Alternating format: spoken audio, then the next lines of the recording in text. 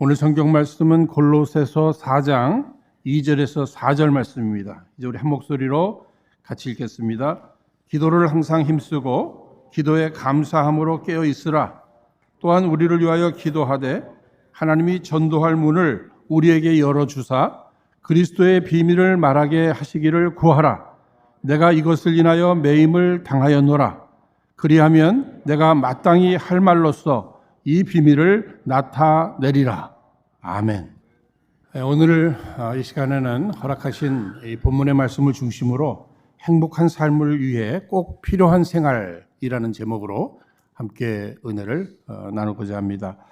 얼마 전에 한국 다녀오신 분이 제게 퀴즈 하나를 내겠다고 하시면서 하신 말씀이, 우리 한국에는 여러 명산들이 많이 있는데 한국 사람들이 제일 좋아하는 명산이 뭔지 아세요? 이렇게 물어보더라고요. 그래서 잠시 생각하는데 그분이 그냥 바로 이야기해 주시는데, 지리산도 아니고 설악산도 아니고 또 남산도 아니고 한국 사람들이 제일 좋아하는 산은 부동산이래요. 이야기를 듣고서 그냥 저도 같이 그냥 한번 잠깐 웃었습니다. 그러면 우리 한국 사람들뿐만 아니라 전 세계 사람들이 그렇게 좋아하는 부동산만 많으면 그는 행복할까 하는 이런 생각도 한번 해봤습니다. 여러분 어떻게 생각하세요? 부동산이 왜 나쁜 거예요? 좋잖아요. 그런데 그것만으로 인간이 행복할 수 있는가 하는 이런 생각도 한번 해보게 됩니다. 부동산뿐만 아니라 좋은 차, 또 좋은 음식을 먹는 거 다 좋잖아요. 그러나 그렇게 부동산이 많고 또 좋은 차를 타고 좋은 음식만 먹으면 그 사람은 정말 행복할까? 다 그렇지 않아요. 이유가 어디 있는 것입니까? 여러분, 그런 환경적인 조건이 좋은 것, 이것은 우리에게 이제 편안함은 줘요. 그런데 그것이 우리에게 평안을 주지는 못한단 말이에요. 그러니까 그런 것들이 꼭 행복의 조건은 될 수 없다 하는 생각도 하게 됩니다. 진정한 행복은 환경에 있는 것이 아니라 내 안에 있습니다. 내 안에 무엇이 가득한가? 내가 어떤 삶을 통해서 내 안에 무엇을 채우는가 하는 이 부분이 내 행복에 굉장히 영향을 많이 주는 거예요. 여러분, 사람들을 한번 생각해 보세요. 어떤 사람은 이렇게 겨울이 되면 겨울은 눈이 와서 좋다. 또 이 두꺼운 오버코트도 입을 수 있어서 좋다.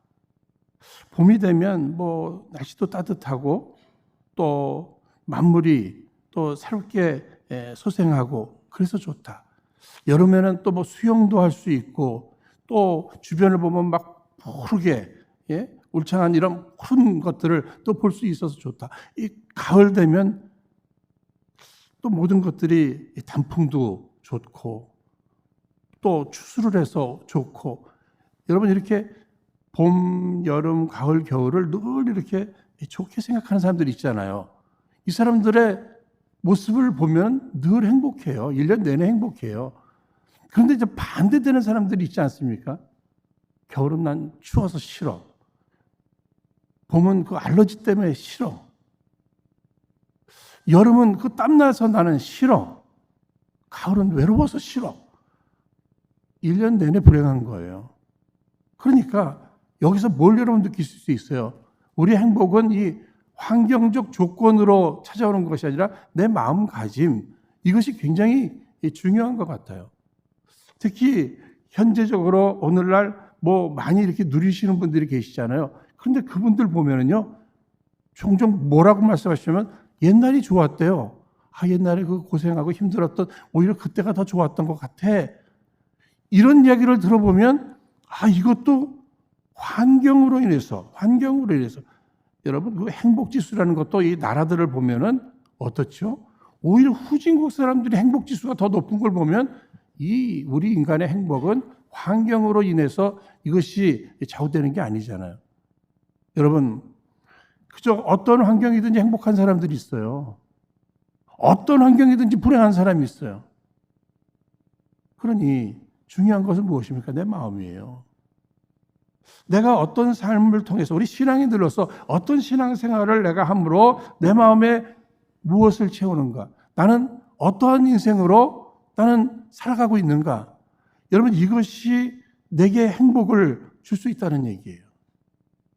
그래서 오늘 우리가 함께 읽으신 이 성경 말씀을 통해서 우리가 지금까지 신앙생활을 해오고 있는데 과연 나는 행복한 삶을 살아가고 있단 말인가?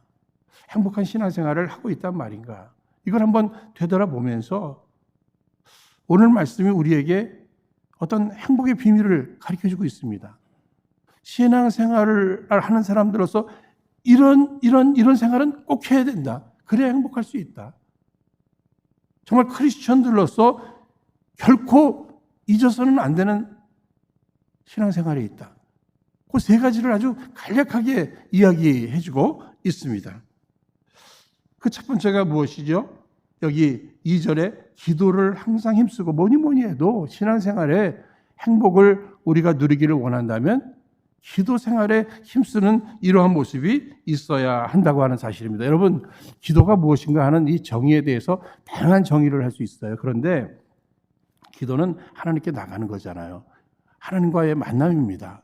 그리고 하나님과 이렇게 소통하는 거, 대화하는 거, 교제하는 거, 이런 이것이 기도라고 생각해 볼 때 정말 그 기쁨의 근원, 행복의 근원이 누구에게 있어요? 하나님에게 있으심을 여러분 믿으십니까? 그런데 기쁨과 행복의 근원이 되시는 하나님 앞에 나아가서 그분을 만나고 그분과 교제하고 소통하고 대화하고 하는 그 가운데 그분의 기쁨, 그분의 행복이 우리에게 스며드는 거예요. 그러니까 기도 생활을 통해서 하나님 앞에 나가는 겁니다. 날마다 나가는 거예요. 꾸준히 나가는 거예요. 이것이 생활화되는 거예요. 그래서 그분 만나고 교제하고 소통하고. 사실 과거에는요, 우리가 뭐 전화라든지 아니면 편지 이런 것을 통해서 이렇게 소통들을 많이 했잖아요.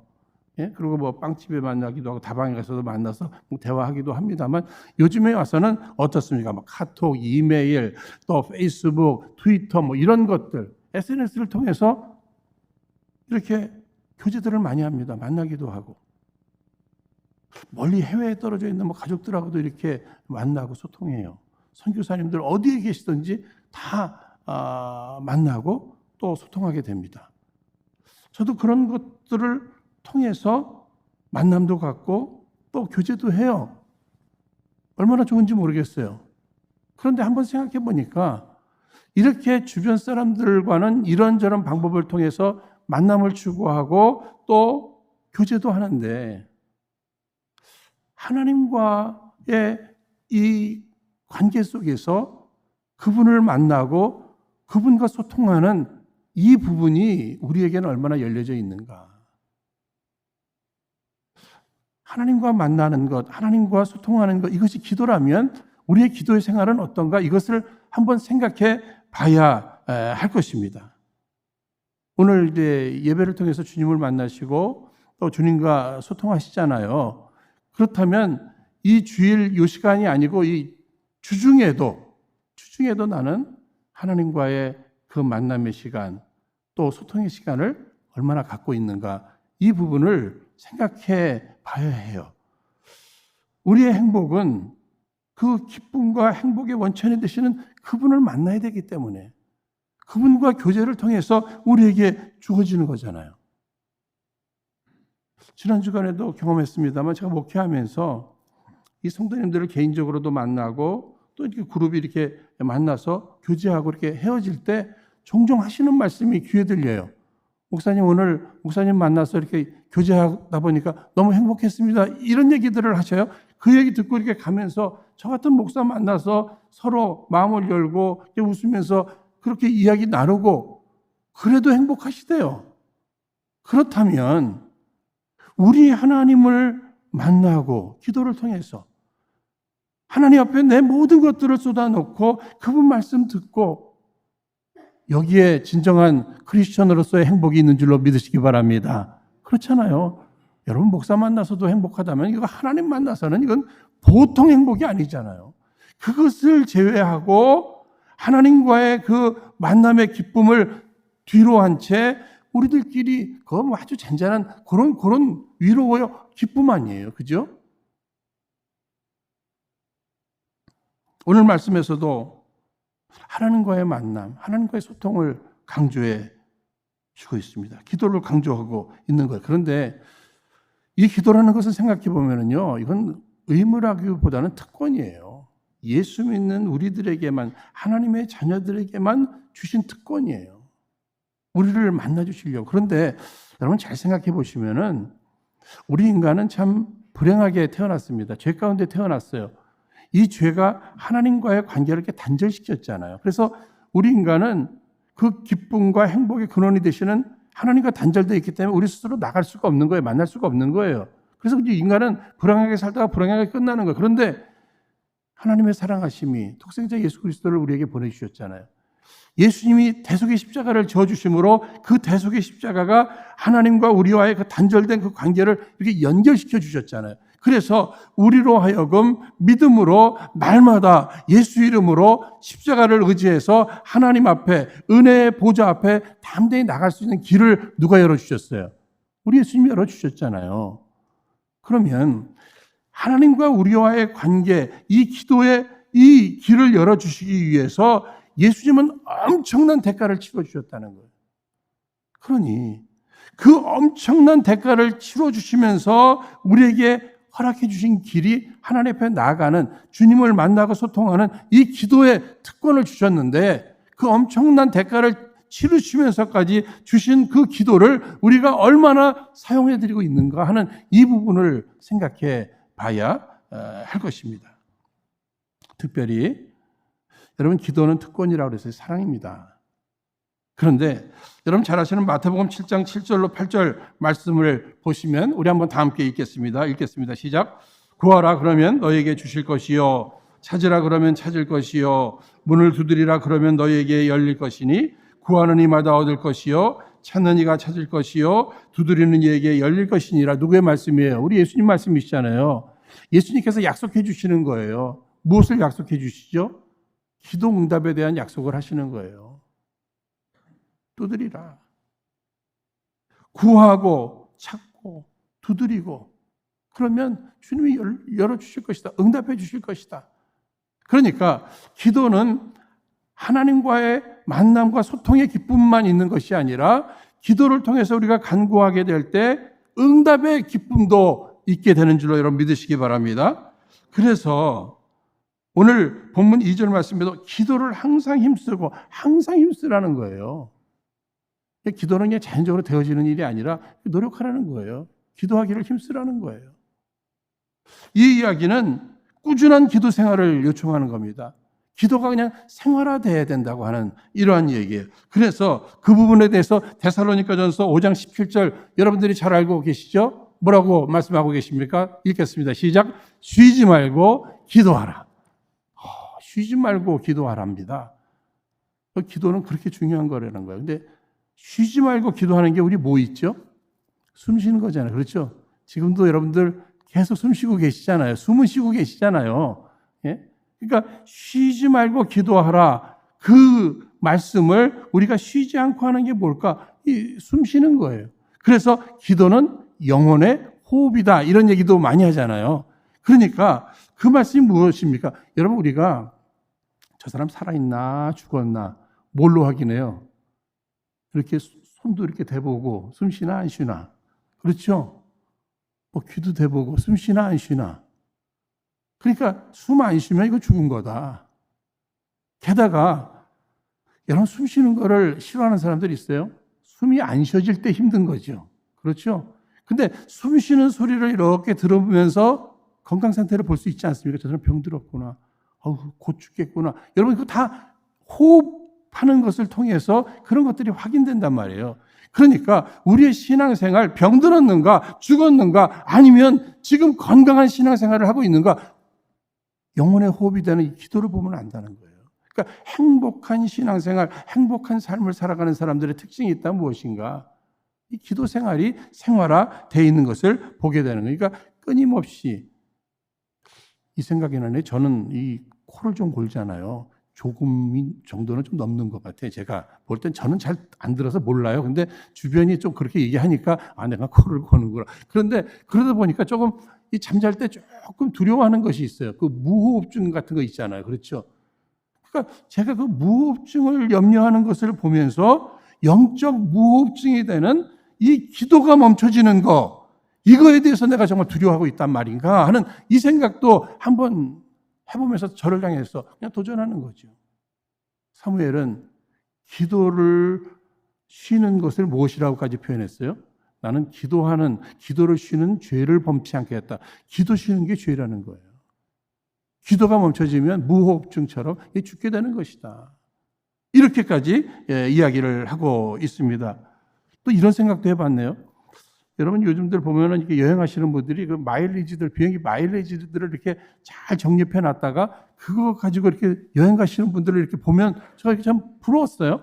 잘 차곡차곡.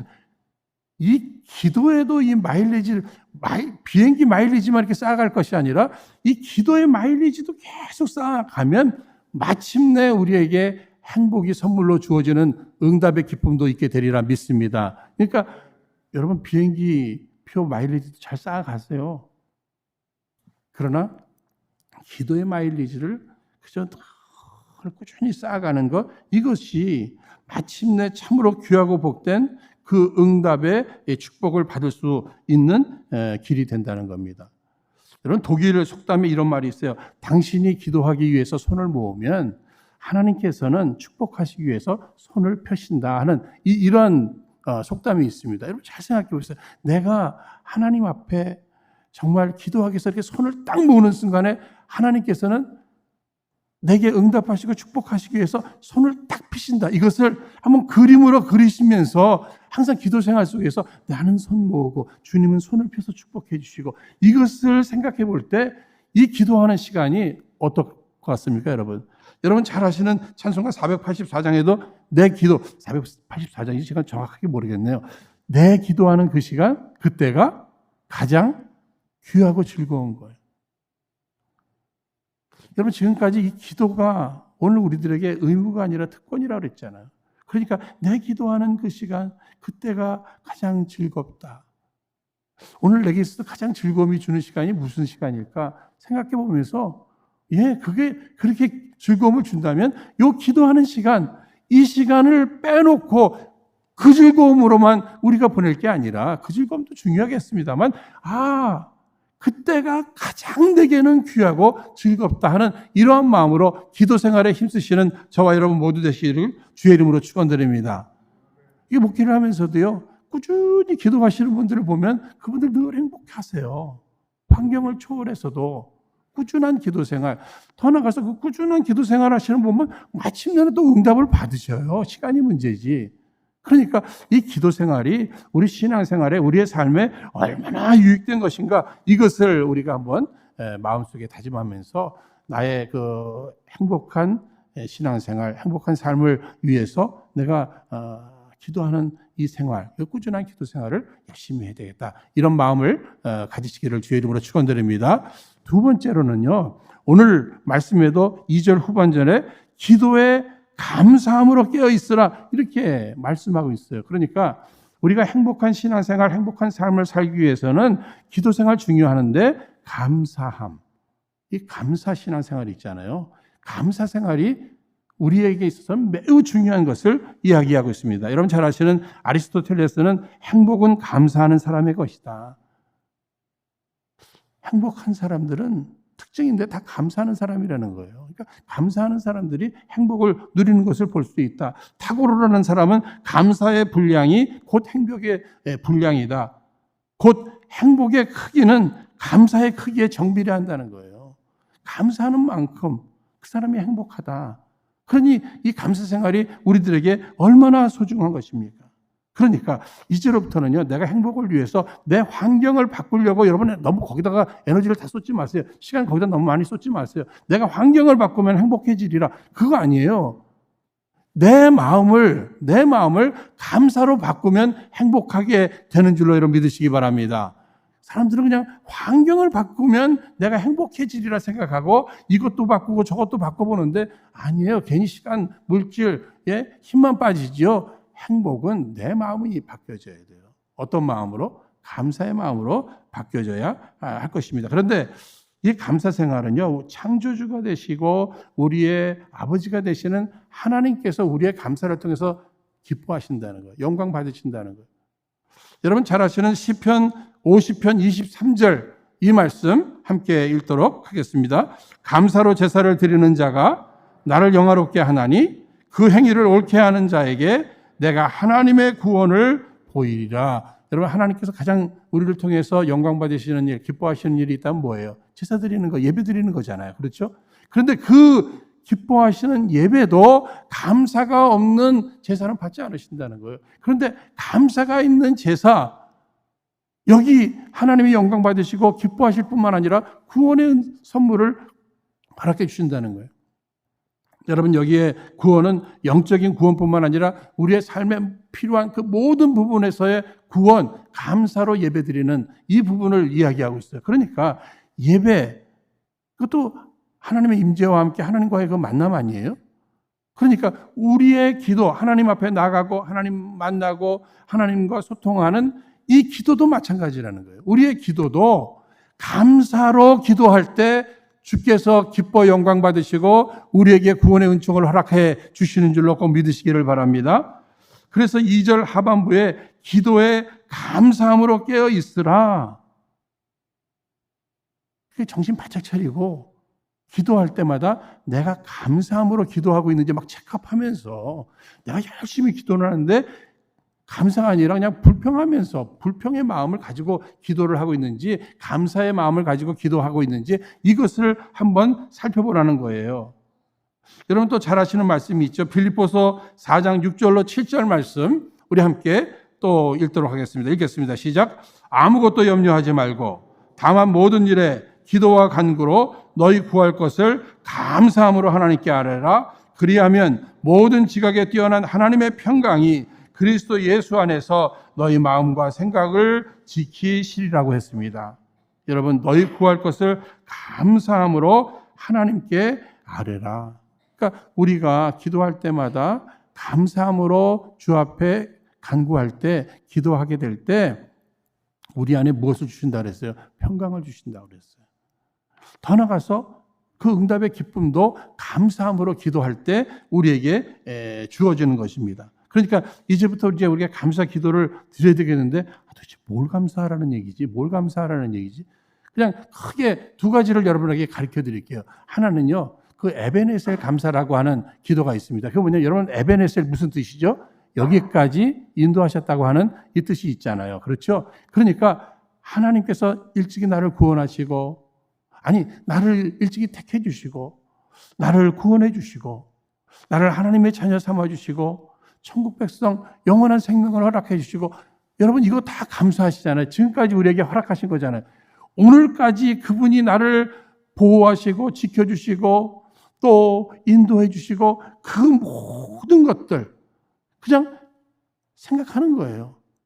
생각할수록 감사하잖아요. 웬 은혜이며 웬 사랑이며 웬 축복입니까? 내가 도대체 그런 그 은혜를 그 사랑을 그 축복을 받을 만한 존재입니까? 그럼에도 주님은 과거로부터 오늘에 이르기까지 꾸준하게 내게 은혜를 베풀어 주셨어요. 사랑을 베풀어 주셨어요. 축복해 주셨어요.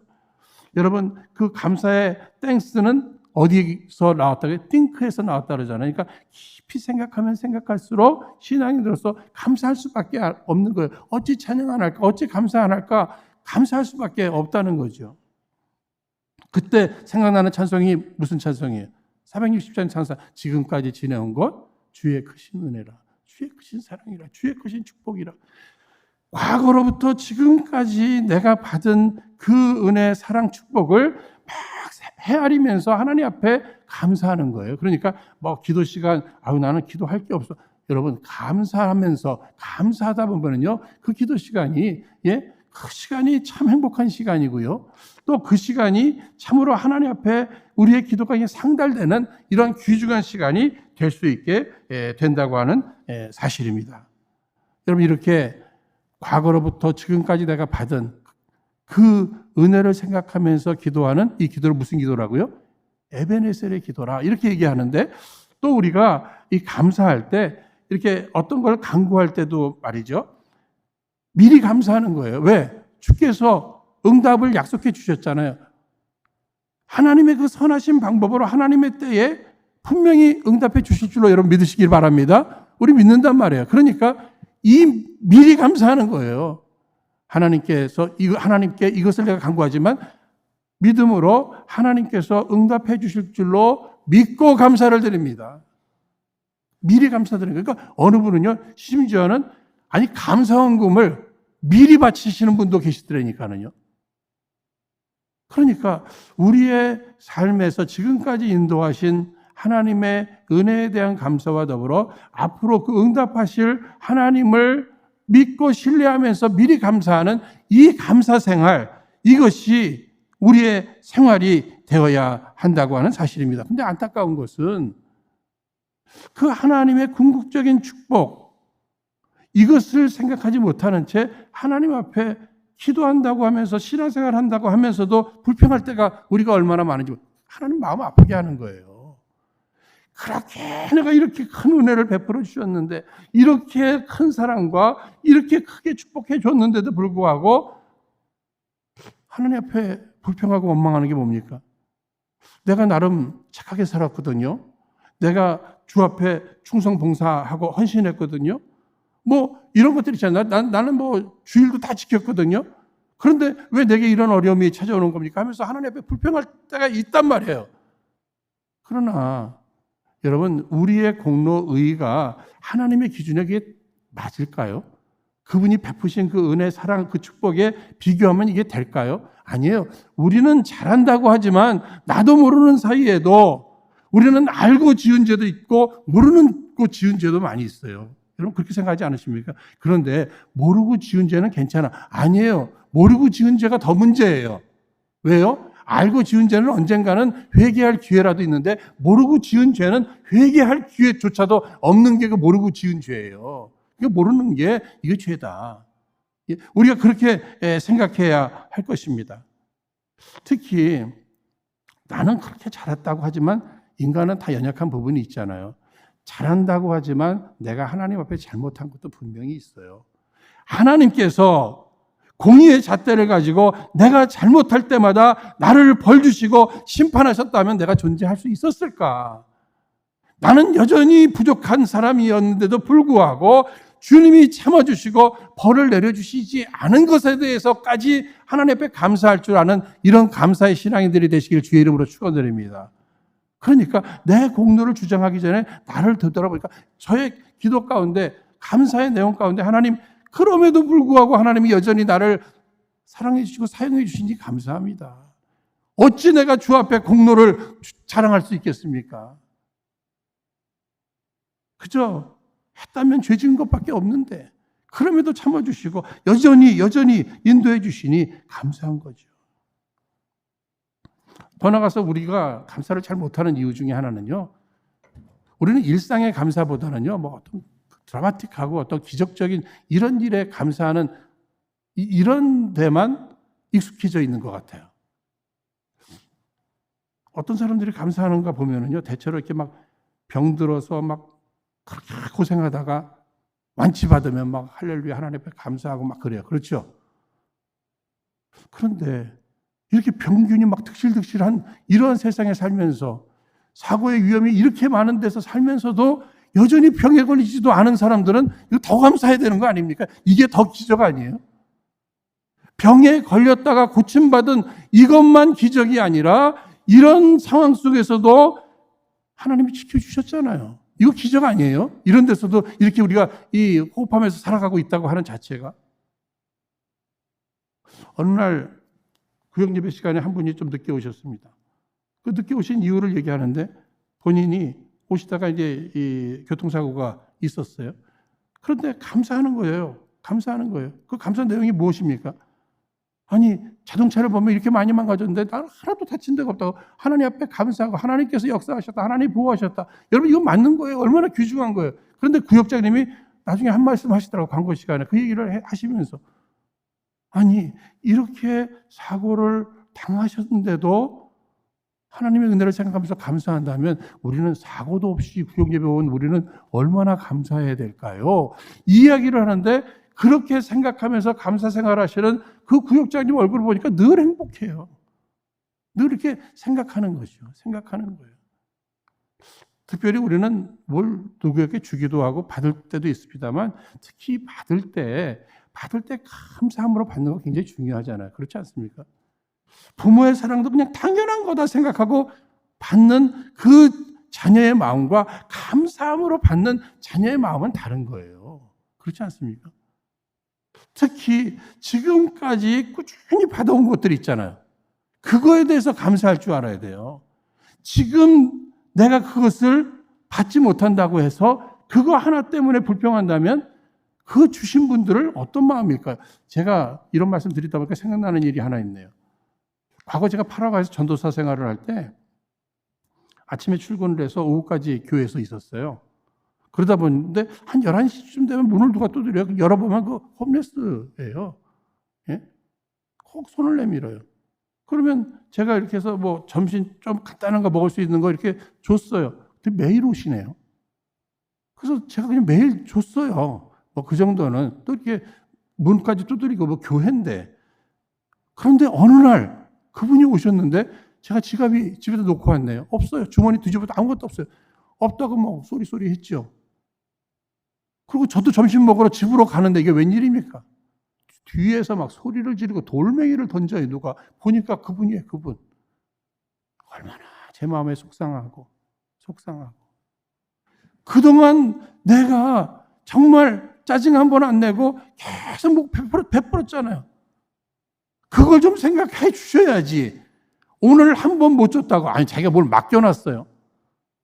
근데 우리는 하나님 앞에나 주변 앞에 그런 때가 많이 있단 말이에요. 그러니까 항상 주신 거에 대해서 주실 때 감사함으로 또 지금까지 주신 거에 대해서 그걸 잊지 말고 감사하는 이러한 감사 생활이 굉장히 중요한 거예요. 하나님께서 지금까지 우리에게 공기를 허락해 주셨잖아요. 24시간을 지금까지 허락해 주셨잖아요. 앞으로도 그렇게 허락해 주실 거잖아요. 그러니 이걸 생각하고 저걸 생각해도 감사하고 또 감사할 수밖에 없는 것이죠. 여러분 이스라엘 백성들 보세요. 출애굽시켜 주시고 홍해 갈라주시니까 막 찬양하고 기뻐하고 감사했는데 이거 웬일이에요? 물 좀 잠시 없으니까 바로 불평하고 원망하잖아요. 이게 누구의 모습인가? 우리의 모습이 아닌가? 이런 생각을 하게 됩니다. 그런데 감사하는 사람에게는요, 하나님이 그 감사만 그냥 받고 끝나는 것이 아니라 더 큰 감사의 조건을 허락해 주시는 줄 꼭 믿으시기 바랍니다. 그래서 설교의 황제 스펄전 목사님은 생전에 감사 기도를 항상 드리셨는데 그 유명한 그분의 감사 기도 내용이 있죠. 그게 무엇입니까? 촛불을 보고 감사하는 자에게 하나님은 전깃불을 주시고 전깃불을 보고 감사하는 자에게 달빛을 주시고 달빛을 보고 감사하는 자에게 햇빛을 주시고 햇빛을 보고 감사하는 자에게 영원토록 사라지지 않는 천국의 영광을 비춰주신다고 말씀해 주셨습니다. 여러분 우리가 하나를 감사할 때 주께서 둘을 예비하시고 손을 펴서 우리에게 축복해 주실 줄로 꼭 믿으시기를 바랍니다. 그러니까 감사하는 사람이 행복한 사람이에요. 감사하는 만큼 더 큰 행복을 누릴 수 있게 되는 겁니다. 그래서 데살로니가전서 5장 18절 말씀에는 그래서 뭐라고 말씀하고 계시는 거예요? 언제 감사하라고요? 따라하겠습니다. 범사에 감사하라. 이것은요, 형통할 때도 감사하고 어려울 때도 감사하라는 거예요. 건강할 때도 감사하고 병들었을 때도 감사하라는 겁니다. 어느 성도님은 병에 걸렸을 때 하나님 앞에 감사하는데 주님, 내가 이 병에 걸려서 이 고통 가운데 있을 때 고난 가운데 계신 십자가에 달리신 예수님의 고통을 내가 조금이라도 느끼게 해주셔서 감사합니다 하면서 이런 기도를 드리시네요. 어느 분은 사업에 망해서 그 좋은 집에 살다가 아파트로 이사하게 됐는데 거기에서 그가 잠들기 전에 하나님 앞에 기도하는 그 내용이 무엇입니까? 우리 예수님은 머리 둘 곳도 없으셨다고 했는데 나는 이렇게 다리 뻗고 잘 수 있는 이러한 방이 있어서 감사합니다. 여러분 병에 걸렸어도 사업에 망했어도 그는 행복은 실패하지 않았어요. 그들은 마음에 행복했어요. 무엇 때문에? 감사를 잃어버리지 않았기 때문에 그런 것입니다. 저는 그들의 감사를 통해서 하나님 영광 받으실 뿐만 아니라 주님께서 합력해서 정말 하나님의 방법으로 갑절의 축복을 예비하시고 허락해 주실 줄로 믿습니다. 여러분, 성도의 그 행복한 신앙생활 두 가지 말씀드렸죠. 첫 번째는 뭐였었죠? 기도 생활이에요. 두 번째는요, 감사 생활. 한 가지만 더 말씀드린다면 전도 생활입니다. 오늘 3절 말씀 우리 다 함께 읽겠습니다. 시작. 또한 우리를 위하여 기도하되 하나님이 전도할 문을 우리에게 열어주사 그리스도의 비밀을 말하게 하여 주시기를 구하라. 내가 이것을 인하여 매임을 당하였노라. 여러분 잘 아시는 대로 골로새서는 사도 바울이 이 로마 감옥에서 쓴 편지입니다. 그러니까 이 로마 감옥에 있을 때 막 답답하고 그래서 불평할 수도 있잖아요. 그렇죠? 근데 뭐 불평이 없어요. 그는 감옥에서도 기뻐했어요. 그리고 성도들에게 이렇게 문안하고 편지하면서도 자기 좀 어떻게 하면 좀 빼달라는 뭐 이런 요청도 아니에요. 오히려 그는 그 전도의 문이 여기서도 열릴 수 있도록 그걸 위해서 기도해달라고 그런 요청을 하고 있어요. 그러니까 사도 바울이 고난 속에서도 행복한 사역, 행복한 삶을 살 수 있었던 비밀이 무엇일까?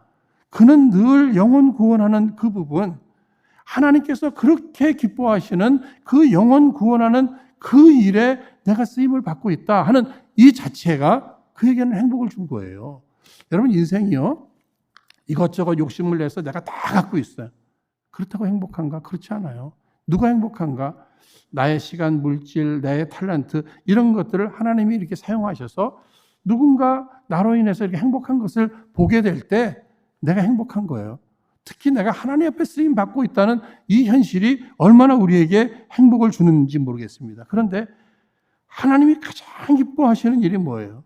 오늘 장로님도 기도해 주셨습니다만 이 천하보다 귀한 그 영혼, 그 한 영혼이 구원받는 것을 그렇게 기뻐하셨잖아요. 그런데 내가 그 일에 쓰임받고 있다고 하는 이 사실이 우리에게 큰 행복과 기쁨을 주는 줄로 여러분 믿으시기 바랍니다. 그럼에도 우리가 신앙생활을 그렇게 열심히 오랫동안 했음에도 불구하고 지금까지 한 사람도 내가 전도하지 못했단 말이에요. 여러분, 이 부분을 생각할 때 왜 우리는 마음만 먹고 알기는 아는데 이 핑계에 저 핑계 되면서 우리는 기도도 하지 않고 나가지도 않고 입도 열지 않으니까 열매도 없는데 열매만 없는 것이 아니라 무엇도 없어요. 기쁨과 행복도 없단 말이에요. 그러니까 신앙생활을 행복한 신앙생활 또 우리의 삶이 행복으로 계속 나가기 위해서는 뭐예요? 하나님의 기쁨이 되는 영혼 구원하는 이 일에 기도도 하고 이 일을 위해서 수고도 할 줄 알아야 한다는 것입니다. 전도하는 사람들 보면 늘 행복해요. 몇몇 분들은 아시겠습니다만 지지난주 수요일인가요? 여기서 세례식이 하나 있었어요. 한 분이 세례받기를 요청하셨는데 한 75세쯤 되신 여자분이신데 이분이 지금 뭐 샌디에고 가까운 데서 사시는 분이십니다. 근데 제 아내를 한 30년 전에 알게 됐어요. 그 일하는 다운타운에서 일하는 곳에서. 그런데 이분에게 뭐 복음을 전했다는 거예요. 예수 믿으시라고 제 아내가. 그랬더니 난 죄가 많아서 믿을 수 없다고 그러면서 그렇게 피하셨다는 거예요. 근데 이제 한 30년이 지났어요. 그런데 그분이 아이슬란드라는 데로 이게 여행을 가셨는데 거기서 누구를 만나셨냐면 우리 교회 이미경 권사님을 만나셨어요. 그런데 이미경 권사님한테 제대로 만난 거잖아요. 그렇죠? 그러니 이분이 그냥 내버려 두시겠어요? 하나님 말씀 전하고 막 복음 전하고 막 그러셨잖아요. 그러니까 변화됐어요. 구원받았어요.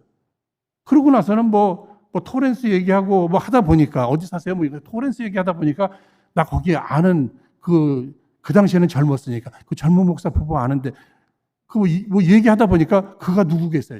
저란 말이에요. 그러니까 이미경 권사님한테 그분한테 세례 받을 수 없을까? 권사님이 저한테 얘기하시는데 와인 하시죠, 와인아. 세례 드려야죠. 근데 세례를 받으셨는데 저는 그 세례 받는 그 과정이 너무 은혜스러웠어요. 눈물을 흘리면서 세례를 받으시는데 그분의 고백이 이 좋은 예수를 내가 왜 이제 믿는지 모르겠다고 하시면서 이제는 자기 딸을 전도하는 이 일이 급선무니까 이 일을 위해서 기도해달라고까지 요청을 하시네요. 근데 더 그날 은혜스럽고 감동을 받았던 것은 그분이 구원받기 위해서 그동안 기도해 오시고 그에게 복음을 전하시고 했던 그 친구분들이 다 모이셨는데 하나님은 한 영혼이 구원받을 때 그렇게 기뻐 춤을 추신다고 했는데 그분들 정말 눈물을 흘리시면서 그 기뻐하시는 그 모습을 보면서 영혼 구원을 위해서 힘쓰는 사람들은 이렇게 기뻐할 수 있구나. 각자가 다 이런저런 어려움은 있었겠죠. 그러나 그 환경을 초월한 기쁨은 하나님이 기뻐하실 영혼 구원의 마음을 쏟는 사람, 어떤 부분으로라도 그 일에 동참한 사람만이 누릴 수 있는 그 기쁨, 행복을 저는 눈으로 본 거예요. 여러분 세 가지 말씀드렸죠. 세 가지 뭐죠? 감사 생활 전에 기도 생활, 그 다음에 감사 생활, 전도 생활. 예? 오늘 맥주감사 주일이잖아요. 저는 이 맥주감사 주일이 이게 지금 상반기 끝나고 이게 지금 이게 전반전 끝나고 후반전 시작하는 이 7월 첫 주에 있다는 게 참 감사해요. 한번 되돌아보세요. 되돌아보세요. 여러분 지난 6개월 행복하셨습니까? 그 다음에는 나는 행복하지 못했다고 생각하면은요 뭐가 문제였을까? 아까 말씀드렸던 그 세 가지 있잖아요. 난 기도 생활 충실했는가? 나는 정말 감사 생활에 충실했는가? 나는 전도 생활에 이 열심을 냈단 말인가? 이걸 한번 생각해 보면서 이런 게 부족해서 내가 그 행복을 풍성히 누리지 못했구나. 이것을 생각하면서 이제 내가 이 후반전이 되는 이날에 주님께서 우리에게 이 말씀을 허락하셨으니까 근데 이 말씀도 다 뭐예요? 명령형이에요. 기도해라, 감사해라, 전도해라 이거예요. 전도를 위해서 기도하라는 다 명령형이에요. 명령은 뭐예요? 그만큼 중요하니까 순종해 버리면 되는 거예요. 순종하면 되는 거예요.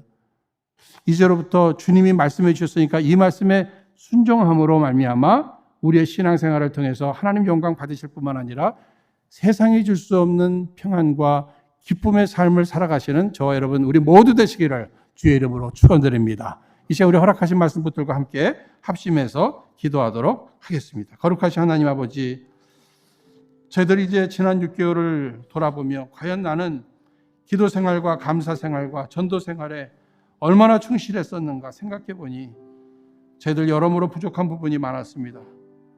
그래서 우리는 참된 행복의 삶을 살지 못했습니다. 그러므로 이 시간 바라기는 오늘 우리에게 참된 행복의 비밀을 알려주시는 주님의 명령에 이제 더욱 적극 순종함으로 우리 하나님의 영광과 함께 우리 하나님이 주시는 환경을 초월한 인생 최고의 행복을 우리 모두 누리게 하옵소서. 예수님 이름으로 기도하옵나이다. 아멘.